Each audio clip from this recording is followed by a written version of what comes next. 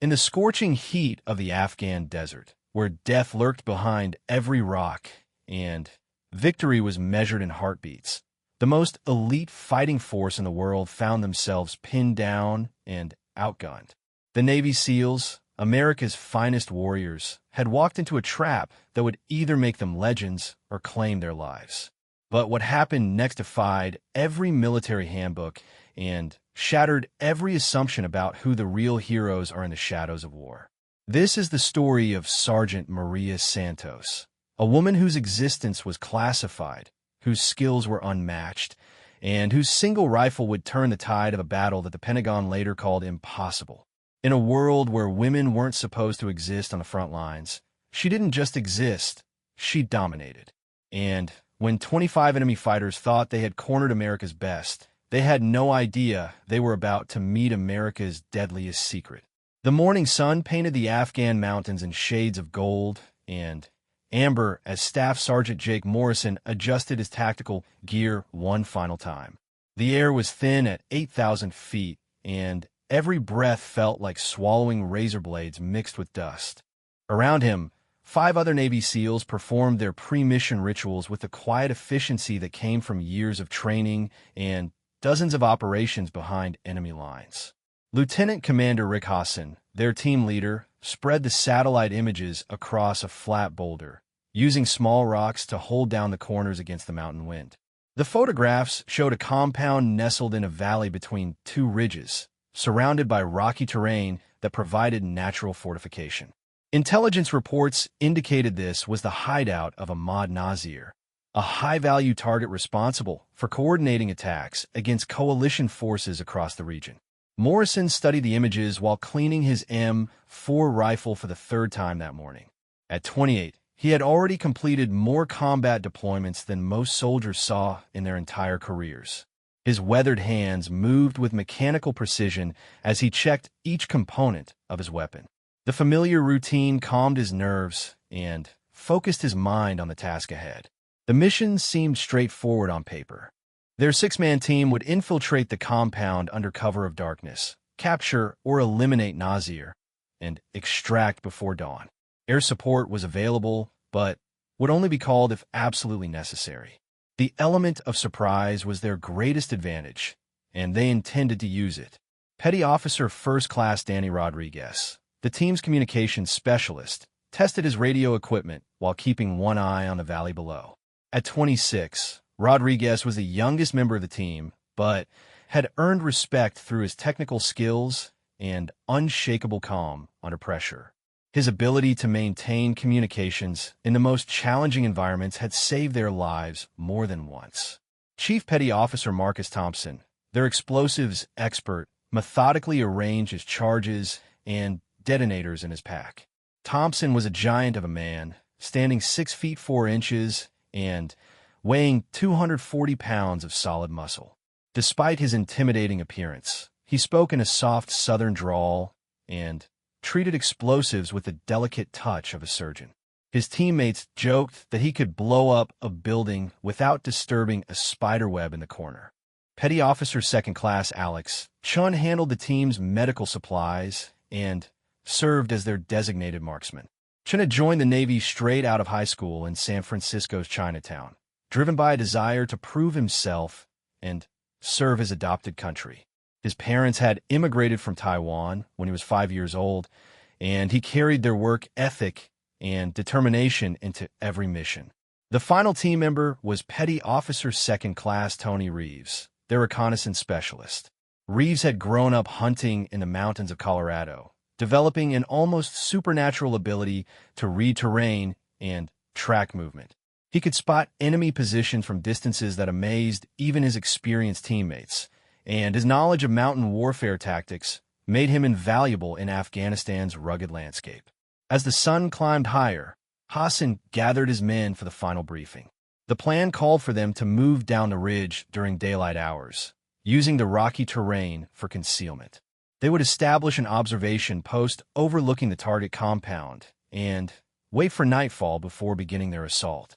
Intelligence suggested the compound housed between 8 and 12 enemy fighters, making the odds manageable for a SEAL team.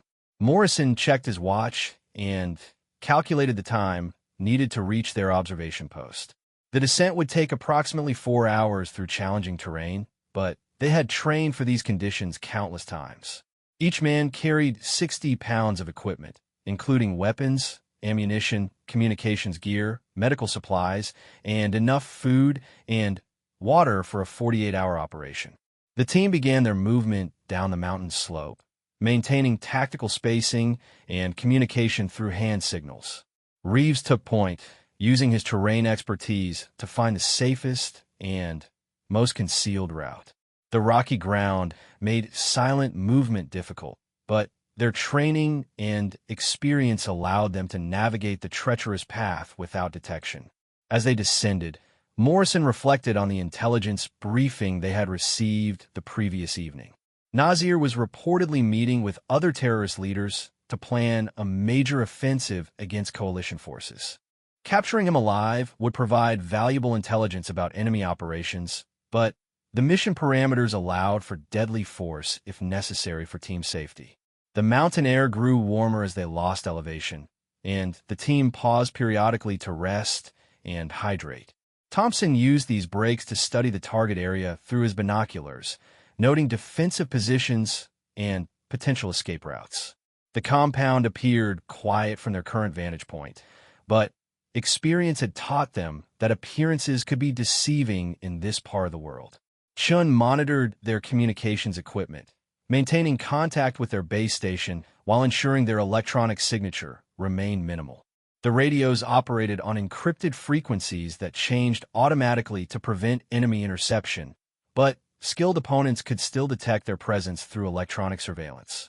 As the afternoon wore on, the team reached their planned observation post on a rocky outcrop overlooking the target valley.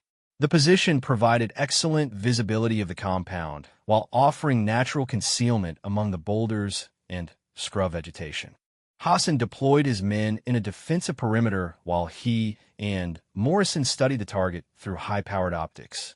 The compound consisted of 4 main buildings arranged around a central courtyard, with high walls providing security from ground-level assault. Watchtowers at opposite corners gave the defenders commanding views of the surrounding terrain. Several vehicles were parked near the main gate, suggesting the presence of multiple occupants. Reeves identified several potential infiltration routes, including a dry creek bed that approached the compound from the north and a series of terraces used for farming on the eastern slope.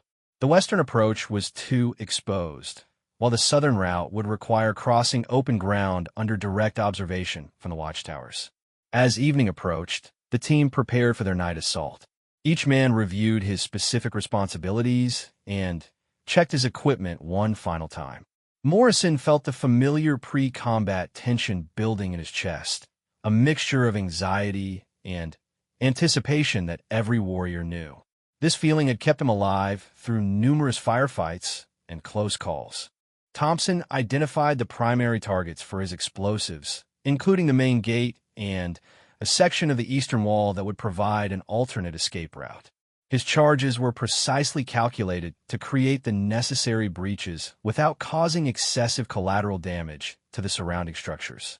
Rodriguez established communication protocols with their support units, including helicopter extraction teams and emergency medical personnel. The nearest friendly forces were more than 50 miles away, making rapid reinforcement impossible if the mission went wrong. They would be entirely dependent on their own skills and teamwork. Chun prepared his medical kit for potential casualties, organizing supplies for quick access in low-light conditions. He had treated combat wounds under fire before and understood the critical importance of rapid medical intervention in saving lives. His teammates trusted him completely with their lives. As darkness settled over the valley, Hassan gave the final mission brief. Intelligence updates suggested the target was definitely present in the compound, along with an estimated 10 to 15 guards. The assault would begin at midnight, giving them maximum darkness for infiltration and extraction. The team moved out from their observation post with practice stealth, using night vision equipment to navigate the treacherous terrain. Morrison felt his training take over as they approached the compound, his senses heightened to detect any sign of enemy presence. The night air carried sounds that could reveal danger or opportunity. Reeves led them through the dry creek bed, pausing frequently to listen and observe. The approach took longer than planned due to unexpected obstacles, but maintaining stealth was more important than staying on schedule. A single mistake could compromise the entire mission and endanger American lives. As they reached the compound's perimeter, Morrison could see lights in several windows and movement in the watchtowers. The guards appeared alert, but not suspicious of their presence. Hassan positioned his team for the coordinated assault that would either end in victory or tragedy. Thompson moved into position near the main gate, his explosives ready to create their entry point. Chun and Rodriguez took covering positions to provide suppressive fire during the assault. Morrison and Reeves prepared to breach the compound and locate their primary target. The final minutes before the assault stretched endlessly as each man focused on his assigned task. Morrison checked his weapon and equipment one last time, knowing that the next few hours would test everything they had learned and trained for. Success would mean another victory against terrorism, while failure could mean death or capture in enemy territory. Hassan's voice came through their communication system with the calm professionalism that had made him one of the Navy's most respected special operations leaders. The mission was about to begin, and there was no turning back. In the darkness of the Afghan night, 6 American warriors prepared to face whatever waited for them inside the compound walls. The explosion that shattered the compound's main gate echoed across the valley like thunder, sending fragments of wood and metal spinning through the night air. Thompson's precisely placed charges had worked exactly as planned, creating a gaping hole in the defenses that would serve as their primary entry point. Morrison felt the concussion wave wash over him as he prepared to move through the breach with his teammates. Hassan's voice crackled through their communications headsets, giving the signal for the coordinated assault to begin. Morrison sprinted toward the destroyed gate with Chun at his side, their night vision goggles turning the darkness into a green-tinted world of shadows and movement. The element of surprise was theirs for perhaps 30 seconds before the defenders could organize an effective response. As they burst through the smoking ruins of the gate, Morrison immediately sensed something was wrong.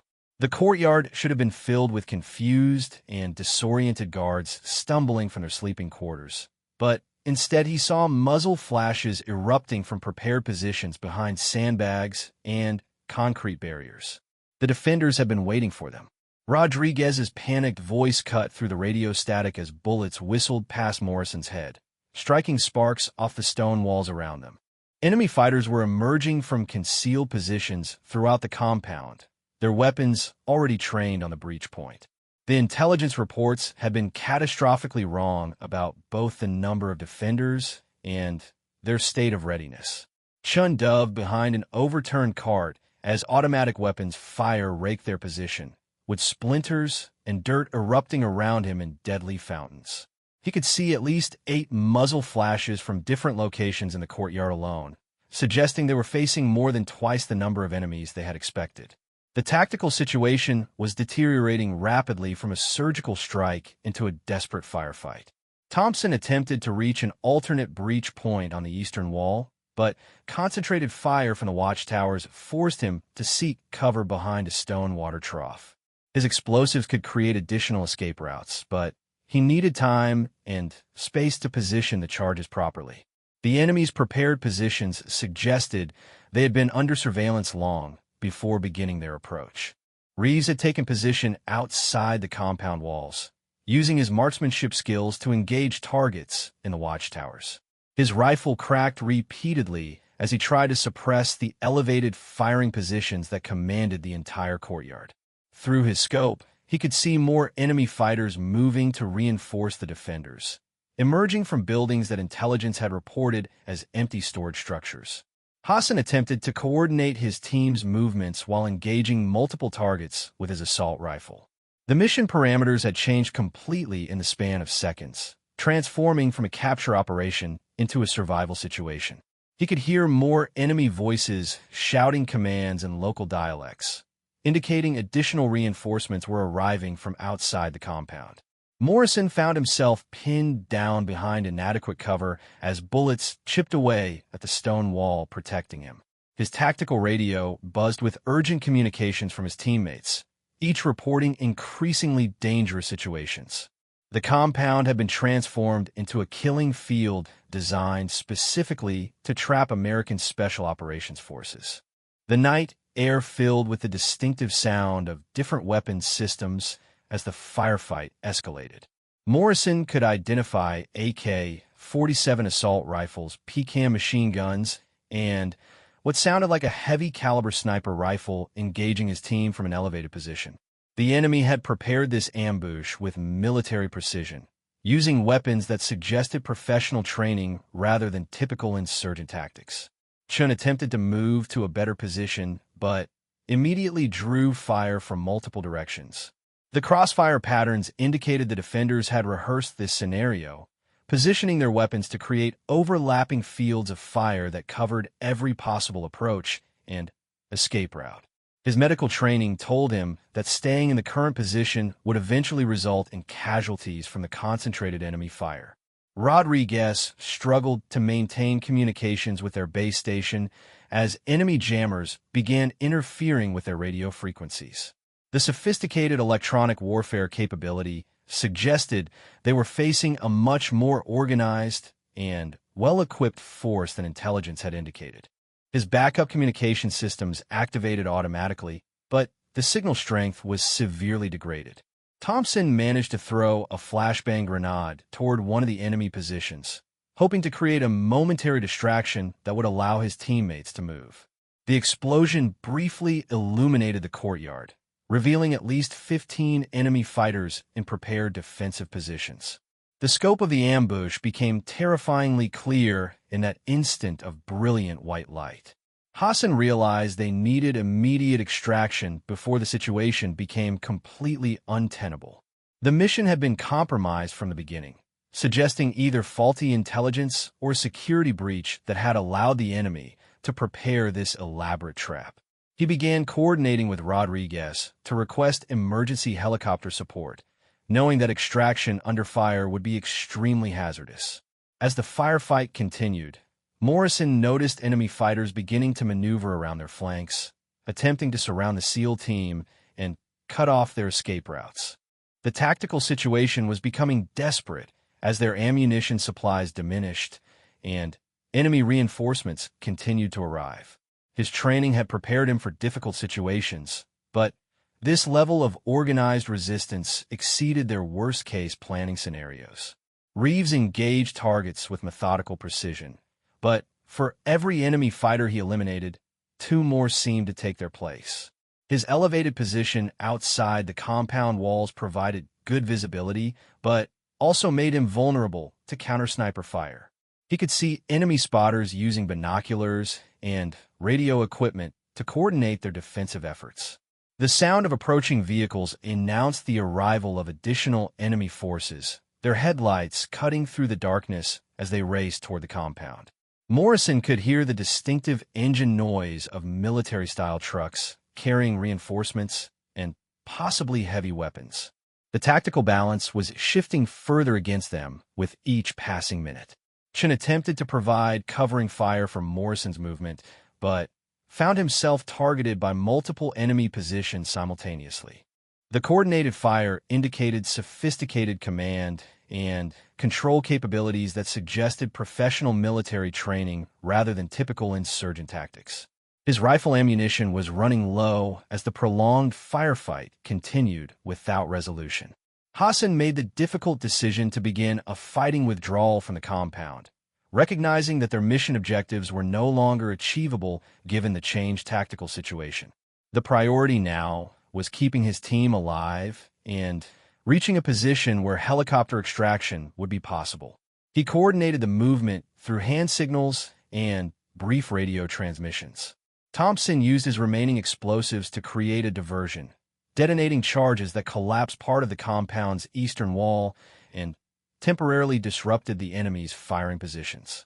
The explosion created a cloud of dust and debris that provided brief concealment for his teammates' movement, but also announced their approximate location to enemy reinforcements approaching from outside the compound. As they began their tactical withdrawal, Morrison realized they were being herded toward a specific area by the enemy's fire patterns. The defenders seemed to be deliberately channeling their movement rather than simply trying to eliminate them immediately. This suggested an even more sophisticated trap designed to capture rather than kill American Special Operations personnel. Rodriguez finally established contact with their helicopter support, but the pilots reported they were taking ground fire from multiple positions around the landing zone. The enemy had prepared anti-aircraft weapons to prevent extraction, demonstrating a level of tactical planning that exceeded anything they had encountered in previous operations. The SEAL team found themselves trapped between the compound's defenders and the arriving reinforcements, with limited ammunition and no immediate prospect of extraction. Hassan could hear enemy voices coordinating their movements in multiple languages, suggesting an international group of fighters rather than local insurgents. The mission had evolved into something far more dangerous than anyone had anticipated. As they took cover behind a low stone wall outside the compound, Morrison could see enemy fighters beginning to surround their position. The night vision equipment revealed at least 25 hostiles moving through the rocky terrain with tactical discipline and modern weapons. Their training and equipment suggested this was no random encounter, but a carefully planned operation targeting American Special Operations Forces. The realization hit Morrison like a physical blow as he understood the true nature of their situation. They had walked into an elaborate trap designed specifically to capture or kill Navy SEALs, using intelligence that could only have come from a high-level source. The enemy knew their tactics, their equipment, and possibly even their identities. This was not just an ambush, but a sophisticated intelligence operation designed to eliminate America's most elite warriors. From her concealed position on the northern ridge, Staff Sergeant Maria Santos watched the unfolding disaster through the scope of her modified M24 sniper rifle. She had been tracking the SEAL team's movement for the past 6 hours, maintaining a protective overwatch that none of them knew existed. Her presence in the Afghan mountains was classified at levels that required presidential authorization, part of a pilot program that officially didn't exist. Santos adjusted her position slightly, feeling the familiar weight of her rifle and the cool mountain air against her face. At 31, she had already established herself as one of the military's most accomplished snipers, with confirmed kills that numbered in the dozens across multiple deployments. Her skills have been honed through years of training that pushed her beyond the limits most soldiers ever experienced. The daughter of Mexican immigrants who had settled in Texas, Santos had grown up hunting with her father in the hill country outside San Antonio. Her natural marksmanship ability had been evident from childhood, but it was her mental discipline and patience that set her apart from other shooters. She could remain motionless for hours, waiting for the perfect shot while maintaining complete situational awareness. Her current mission parameters were unlike anything she had undertaken before. Intelligence sources had indicated a possible trap being prepared for American Special Operations Forces, but the specific details remained unclear. Santos had been deployed as a protective asset, tasked with providing long-range support if needed while maintaining complete operational security. Her very existence at this location was denied by all official channels. Through her scope, Santos could see the SEAL team's desperate situation developing in real time. The enemy forces had clearly planned this ambush with sophisticated intelligence and tactical expertise. She counted at least 25 hostile fighters surrounding the Americans, using weapons and tactics that suggested professional military training rather than typical insurgent capabilities. Her earpiece crackled with encrypted communications from a control station located hundreds of miles away. The voice belonged to Colonel Patricia Mitchell, her commanding officer, and one of the few people who knew about the classified sniper program. Mitchell's tone remained calm despite the desperate situation unfolding in the target area, reflecting years of experience in managing high-stakes special operations. Santos had been given explicit instructions to maintain her concealed position unless American lives were in immediate danger. The political implications of her presence could create international incidents if discovered, but the value of her unique capabilities outweighed the risks. She represented the cutting edge of American military technology and training, operating in areas where conventional forces could not. As she watched the firefight escalate, Santos began calculating ranges and wind conditions for potential engagements. Her position on the ridge provided excellent visibility of the entire battlefield, with clear shooting lanes to most of the enemy positions. Her rifle was equipped with advanced optics and ammunition specifically designed for long-range precision shooting in mountain environments. The modified M24 system she carried incorporated the latest advances in sniper technology, including computer-assisted ballistic calculations and environmental monitoring systems. Her ammunition consisted of specially manufactured rounds designed to maintain accuracy at extreme ranges while delivering maximum terminal effectiveness. Each shot represented months of research and development by military weapons experts. Santos could hear the increasing desperation in the SEAL team's radio communications as their tactical situation continued to deteriorate. The enemy forces were employing sophisticated jamming equipment and coordinated maneuvers that suggested extensive planning and preparation.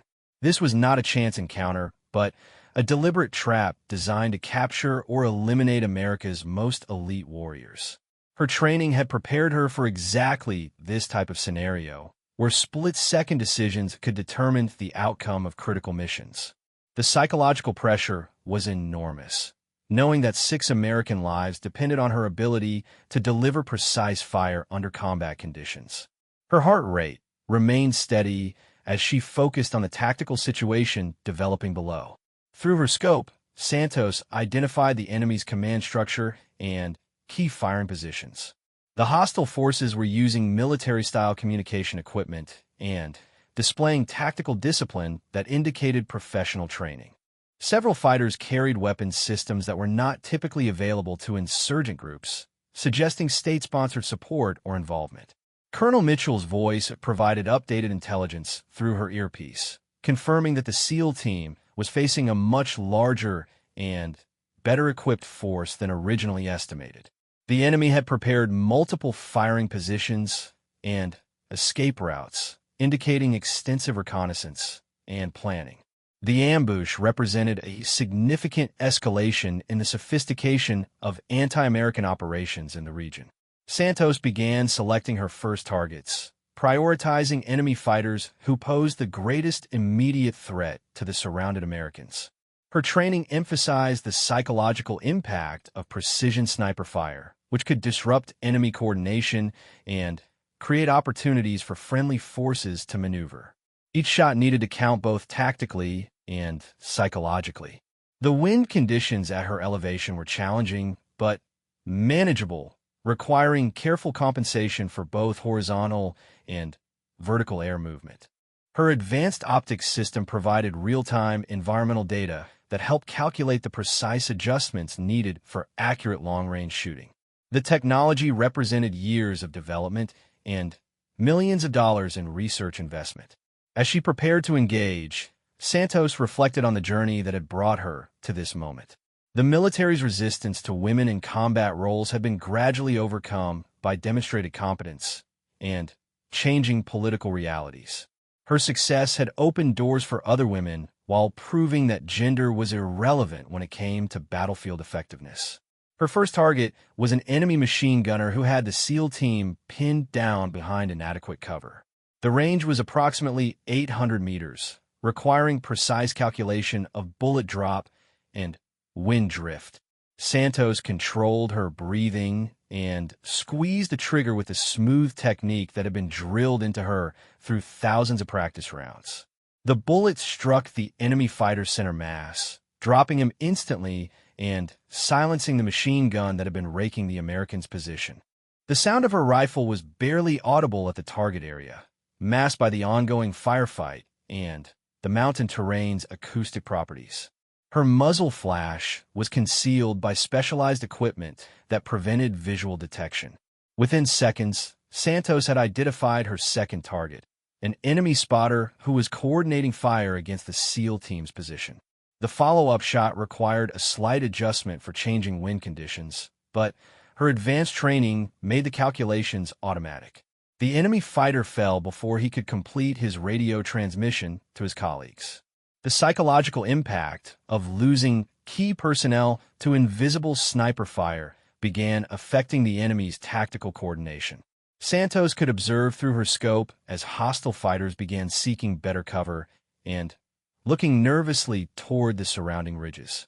The mysterious deaths were creating confusion and fear among the attackers. Her third shot eliminated an enemy leader who was attempting to coordinate the encirclement of the American position. Santos had identified him through his radio equipment and the deference shown by other fighters. His elimination disrupted the enemy's command structure and created a gap in their tactical coordination that the SEAL team could potentially exploit.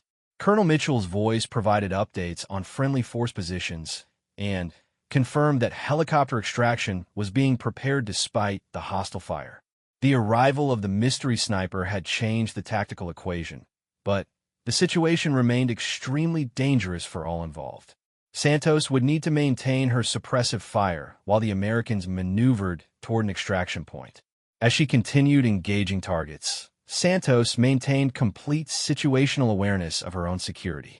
Enemy forces might attempt to locate and eliminate the sniper who was disrupting their carefully planned ambush. Her position was well concealed, but not impregnable, requiring constant vigilance against counter-sniper operations or ground assault. The advanced communication equipment in her gear allowed coordination with multiple command authorities while maintaining operational security. Her actions were being monitored and recorded at the highest levels of military and government leadership. The success or failure of this engagement would influence future decisions about women in combat and classified special operations programs. Santos methodically worked through the enemy positions, selecting targets based on their immediate threat to the SEAL team and their importance to the overall enemy tactical plan. Each shot was precisely calculated and delivered with the clinical efficiency that had made her one of the military's most valuable assets. The enemy force that had seemed overwhelming minutes earlier was being systematically dismantled by invisible precision fire. Her rifle's advanced barrel cooling system allowed for sustained accurate fire without the heat-related accuracy degradation that affected conventional sniper systems. The specialized ammunition maintained consistent ballistic performance even under the extreme conditions of prolonged combat engagement. Every technological advantage was being utilized to maximum effect in this critical mission. As the enemy casualty count mounted, Santos could observe panic beginning to spread through their remaining forces. The systematic elimination of their key personnel by an unseen sniper was having a devastating effect on morale and tactical effectiveness. Several fighters were abandoning their positions and attempting to flee the engagement area. The SEAL team was beginning to take advantage of the suppressive fire to improve their tactical position and prepare for extraction. Santos coordinated her fire to support their movement while maintaining pressure on the remaining enemy forces. The battle was far from over, but the tactical balance was shifting in favor of the Americans. The enemy's return fire began searching the northern ridge where Santos had positioned herself. Muzzle flashes lighting up the darkness as desperate fighters attempted to locate the phantom sniper who was systematically destroying their ambush.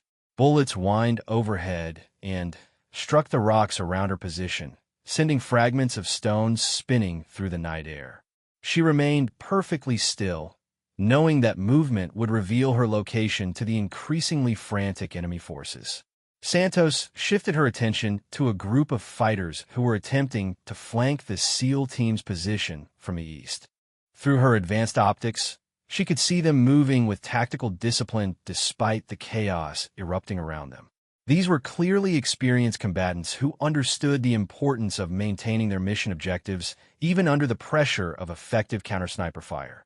Her fourth shot dropped the lead fighter in the flanking maneuver, causing the others to dive for cover among the rocky terrain. The psychological impact was immediately visible as the surviving members of the group abandoned their coordinated movement and sought individual protection. Santos had disrupted their tactical plan while creating an opportunity for the Americans to reposition themselves. Lieutenant Commander Hassan's voice came through the SEAL team's communications, coordinating their movement toward a potential extraction point identified by their helicopter support. Santos could observe their careful advance through her scope, noting their professional discipline despite the desperate nature of their situation. These were America's finest warriors, demonstrating why their reputation was legendary throughout the special operations community.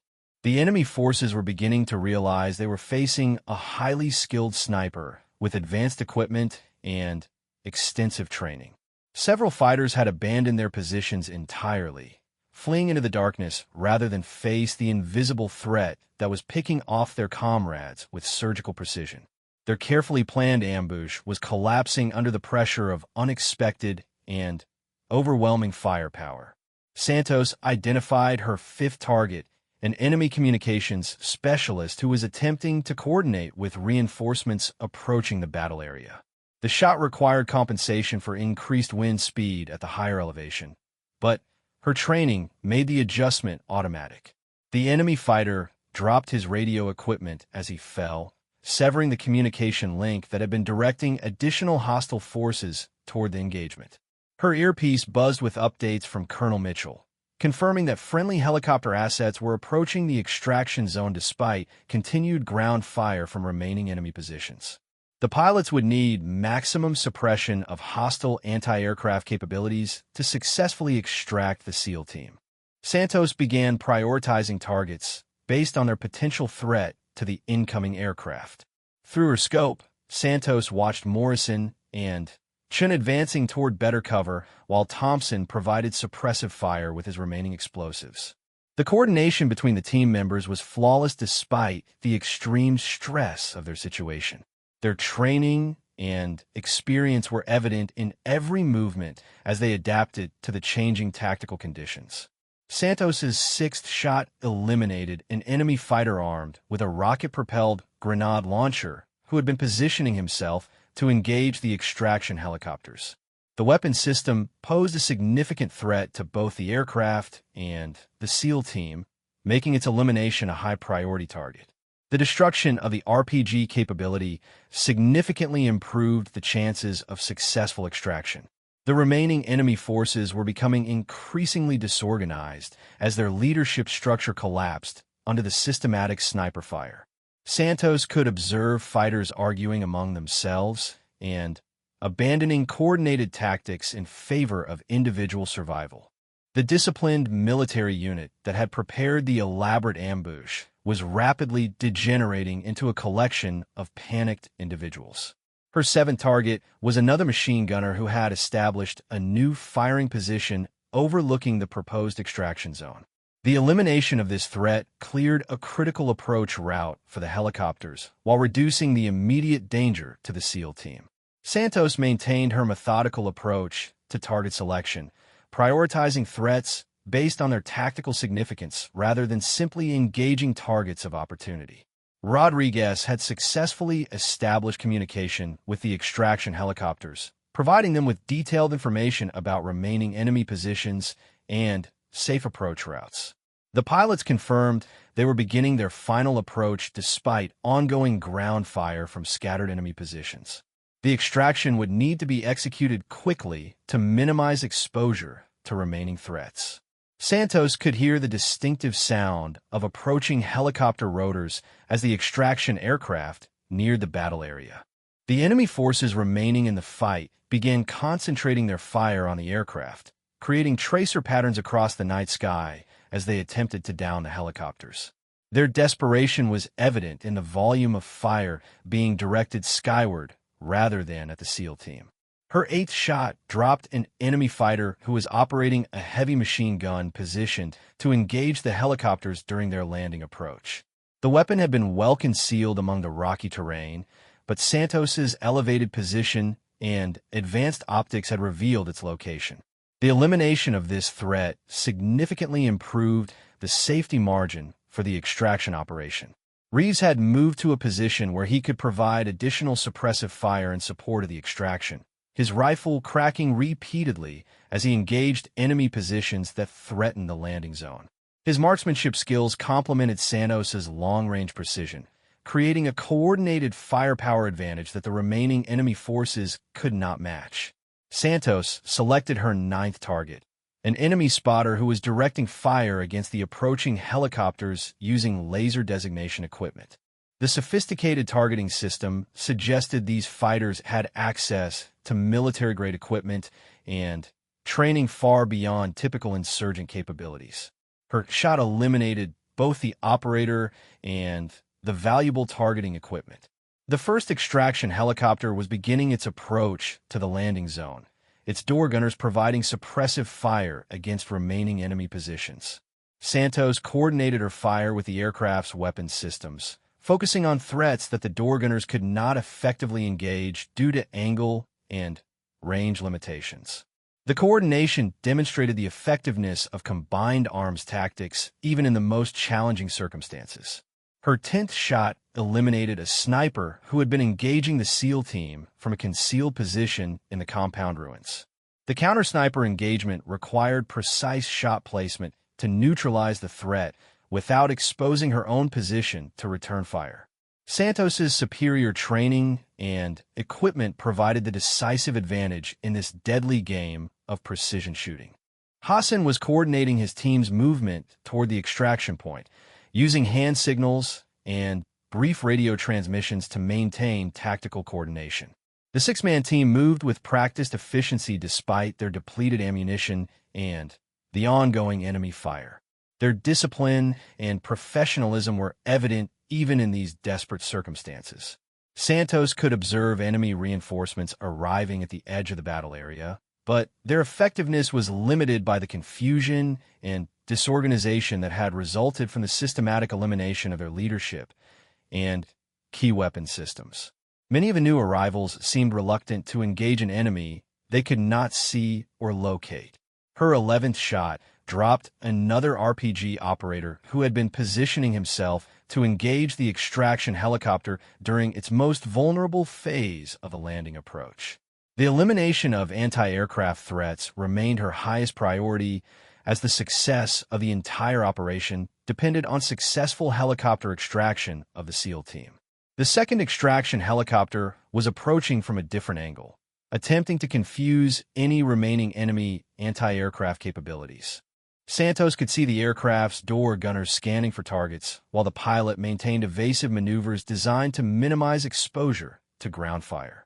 The coordination between multiple aircraft and ground forces demonstrated sophisticated tactical planning. Thompson was preparing his final explosive charges to create additional cover for the extraction, positioning the devices to block potential enemy approach routes to the landing zone.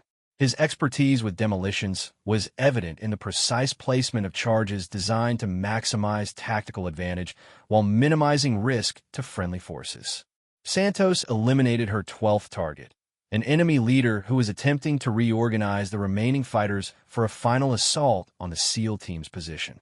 The loss of leadership figures had been devastating to enemy morale and tactical effectiveness throughout the engagement. Each eliminated leader created additional confusion and reduced the enemy's ability to coordinate effective resistance. Chun had established a defensive position covering the team's withdrawal route, his medical training balanced by his skills as a designated marksman. The dual capability made him a valuable asset in the current tactical situation where every team member needed to contribute both medical and combat capabilities. The first helicopter was touching down in the extraction zone, its rotors creating a dust cloud that provided additional concealment for the SEAL team's movement. Santos maintained overwatch of the landing zone while engaging any enemy fighters who attempted to interfere with the extraction process. Her precision fire had created the tactical conditions necessary for successful extraction. As the SEAL team began boarding the extraction helicopter, Santos prepared to eliminate any remaining threats that could endanger the aircraft during its most vulnerable phase of the operation. Her 13th through 15th shots dropped 3 enemy fighters who were attempting to engage the helicopter with small arms fire from concealed positions. The systematic destruction of enemy capabilities had transformed a desperate situation into a manageable extraction operation. Santos's precision fire had eliminated the most dangerous threats while creating psychological pressure that disrupted enemy coordination. The SEAL team that had been trapped and facing annihilation was now moving towards safety under the protection of her invisible overwatch. As the first extraction helicopter lifted off with 3 members of the SEAL team aboard, Santos maintained her overwatch position while calculating the tactical requirements for the second phase of the extraction. Morrison, Chun, and Rodriguez were safely airborne, but Hassan, Thompson, and Reeves remained on the ground awaiting the second helicopter. The enemy forces, though significantly reduced, still pose a threat to the remaining Americans and the incoming aircraft. Santos could observe through her scope that approximately 10 enemy fighters remained in various positions around the battle area, their effectiveness severely compromised by the loss of their leadership and key weapon systems. However, desperate fighters with nothing to lose could still create significant problems during the vulnerable extraction phase. Her continued precision fire would be essential to ensure the safety of the remaining SEAL team members.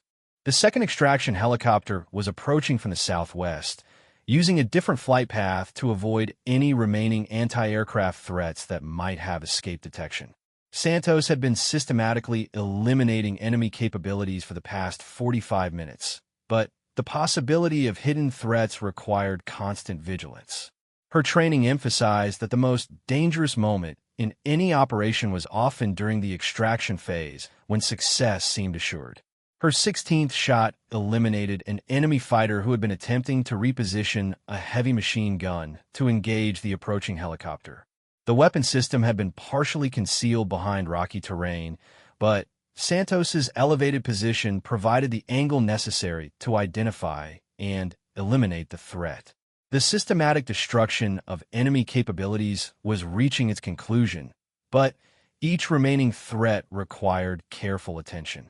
Colonel Mitchell's voice in her earpiece provided updates on the broader tactical situation, confirming that additional enemy reinforcements had been detected approaching the area, but would not arrive in time to affect the current extraction operation.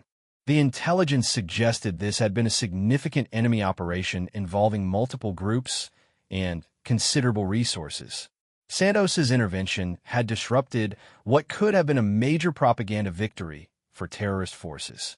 Hassan was coordinating the final phase of the ground operation, ensuring that sensitive equipment was either extracted or destroyed to prevent enemy intelligence gathering. The SEAL team's professional discipline remained evident even in these final moments of the engagement. Their training emphasized that operational security extended beyond personal survival to protecting American military capabilities and intelligence. Santos eliminated her 17th target, a sniper who had been engaging the SEAL team from a position in the compound ruins. The counter-sniper engagement required precise shot placement through a narrow opening in the enemy's concealment. Her advanced optics and superior training provided the decisive advantage in this deadly exchange of precision fire. The second helicopter was beginning its final approach to the extraction zone, its door gunners providing suppressive fire against any remaining enemy positions that might threaten the landing operation. Santos coordinated her fire with the aircraft's weapons systems, focusing on threats that the crew-served weapons could not effectively engage due to angle or range limitations. Thompson had completed his demolition preparations, ensuring that any equipment or intelligence materials that could not be extracted would be destroyed rather than fall into enemy hands. His explosives expertise was evident in the precise placement of charges designed to deny valuable intelligence to enemy forces while minimizing collateral damage to civilian areas. Santos's 18th shot dropped an enemy fighter who had been operating radio equipment, apparently attempting to coordinate with the approaching reinforcements. The disruption of enemy communications had been a consistent priority throughout the engagement, preventing effective coordination and reducing the overall threat to American forces. As the helicopter touched down in the extraction zone, Reeves provided security for the boarding operation while Hassan and Thompson gathered their equipment. The coordination between team members remained flawless despite the extended duration of the high-stress engagement. Their training and experience were evident in every movement as they prepared to conclude the mission. Santos could observe enemy fighters in the distance beginning to withdraw from the immediate area, apparently recognizing that their carefully planned ambush had failed completely. The systematic elimination of their key personnel and weapon systems had transformed a tactical victory into a devastating defeat. Many of the surviving fighters were abandoning their equipment and fleeing into the surrounding mountains. Her 19th shot eliminated the last visible threat to the extraction helicopter, an enemy fighter who had been attempting to engage the aircraft with small arms fire from a concealed position among the compound ruins. The elimination of this final threat cleared the way for a safe departure of the remaining SEAL team members. The SEAL team was boarding the second helicopter with the same professional efficiency they had demonstrated throughout the entire engagement. Santos watched through her scope as Hassan performed a final security check before joining his teammates aboard the aircraft. Their survival and successful extraction represented a significant victory against forces that had invested considerable resources in destroying America's most elite warriors. Santos began her own preparation for extraction, carefully packing her specialized equipment while maintaining overwatch of the departure area. Her mission parameters included complete sterilization of her position to prevent enemy forces from gathering intelligence about American sniper capabilities. Every piece of equipment would be accounted for and extracted. The second helicopter lifted off successfully, carrying the remaining SEAL team members to safety. Santos could observe the aircraft gaining altitude and distance from the engagement area, their running lights disappearing into the darkness as they headed toward friendly territory. The tactical phase of the operation was complete, but her own extraction remained to be accomplished. Her 20th shot eliminated an enemy fighter who had emerged from concealment and was attempting to document the extraction operation with video equipment. The prevention of enemy propaganda materials was an important secondary objective that could influence future operations. The systematic elimination of witnesses would complicate enemy attempts to analyze American tactics and capabilities. Colonel Mitchell's voice provided confirmation that Santos's extraction helicopter was approaching her position from the north, using a flight path that would minimize exposure to any remaining enemy forces. The specialized aircraft was equipped with advanced defensive systems and operated by pilots with extensive experience in high-threat extractions. Santos eliminated her 21st target, another fighter who had been attempting to gather intelligence about the engagement by photographing the battle area with sophisticated camera equipment. The prevention of detailed battle damage assessment by enemy forces was crucial to maintaining operational security for future missions. As she prepared her extraction signal equipment, Santos reflected on the engagement that had just concluded. The systematic elimination of 25 enemy fighters represented one of the most successful sniper operations in modern military history. More importantly, 6 American warriors were alive and returning home because of her intervention. Her 22nd through 25th shots eliminated the last group of enemy fighters who had been attempting to organize some form of pursuit or intelligence gathering operation. The complete elimination of remaining threats in the immediate area would provide additional security for all American extraction operations and complicate enemy attempts to analyze what had occurred. The extraction helicopter was approaching Santos's position, its crew coordinating with her through encrypted communications to ensure a rapid and secure pickup. The aircraft was equipped with defensive systems designed to counter any remaining enemy capabilities, but the systematic elimination of threats had created ideal conditions for extraction. Santos gathered her equipment with the same methodical precision she had displayed throughout the engagement. Every piece of specialized gear was accounted for and secured ensuring that no American military technology would fall into enemy hands. Her training emphasized that operational security extended to every aspect of the mission, including the extraction phase. As she prepared to abandon her position, Santos could see scattered enemy vehicles beginning to arrive in the distance. But they were too far away to interfere with her extraction.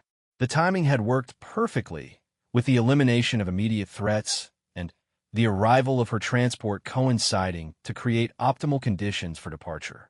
The helicopter landed briefly at her position, its crew providing security while Santos quickly boarded with her equipment. The specialized aircraft lifted off immediately, heading toward friendly territory while maintaining defensive maneuvers designed to counter any remaining threats in the area. During the flight to the secure base, Santos reviewed the engagement statistics displayed on her rifle's computer system. 25 confirmed eliminations with 25 shots fired represented perfect accuracy under combat conditions. The technical performance of her equipment had been flawless, validating years of research and development investment. Colonel Mitchell's debrief would take place at the secure facility, where the full implications of the engagement would be analyzed and documented. The successful protection of the SEAL team would influence future decisions about women in combat roles and the expansion of classified sniper programs. Santos had proven that gender was irrelevant when it came to battlefield effectiveness. The SEAL team members would never know the identity of their mysterious protector, as operational security requirements dictated complete compartmentalization of information. Their official reports would mention unknown friendly forces providing sniper support, but the classified nature of Santos's presence would remain protected at the highest levels of government. As the helicopter approached the secure base, Santos could see the lights of the medical facility where the SEAL team would undergo post-mission medical evaluation and debriefing. All 6 warriors had survived what should have been a devastating ambush, their lives saved by the intervention of a guardian angel they would never meet. The engagement would be studied at military academies and special operations schools as an example of how advanced training, superior equipment, and individual excellence could overcome overwhelming odds.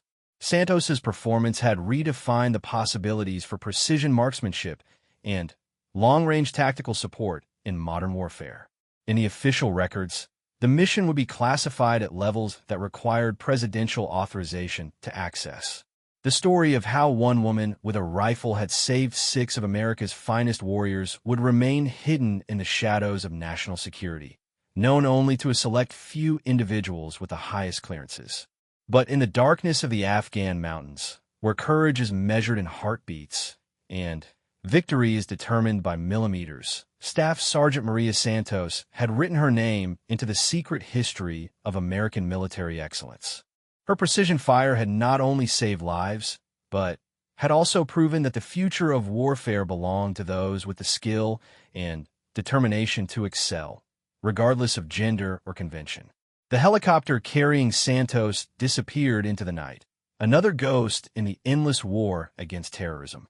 Her mission was complete, her warriors were safe, and her country's enemies had learned a deadly lesson about the price of threatening American forces.